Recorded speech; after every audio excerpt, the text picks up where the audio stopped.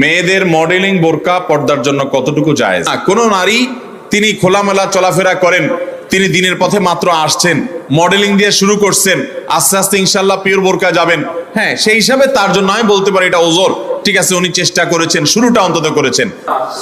যে সমস্ত বোরকার মধ্যে কারুকার্য আছে অনেক বেশি, বোরকার মধ্যে আবার মডেলিং হয়, অবাক করা বিষয়, কিয়ামতের আগে যে আসলে আরো কত কিছু হবে। এই বোরকার উপরে যদি মডেলিং কারুকার্য হয়, চাকচিক্য হয়, বোরকা যদি খুব টাইট ফিট হয়, বোরকা যদি এমন হয় যে বোরকা বরং পুরুষের দৃষ্টিকে আরো বেশি আকর্ষণ করে, তাহলে এই বোরকা ঢাকার জন্য আরেকটা বোরকা লাগবে, তা না হলে পর্দা হবে। পর্দার উদ্দেশ্য হলো নিজের সৌন্দর্যকে অনাবৃত করা, নিজের সৌন্দর্যকে ঢেকে রাখা, এটাই হলো পর্দার কি উদ্দেশ্য। সেখানে যদি পর্দার উদ্দেশ্যটাই নষ্ট হয়ে যায়, তাহলে এই বোরকা পরলে পর্দা করার যে নির্দেশ সেটা পালন হবে।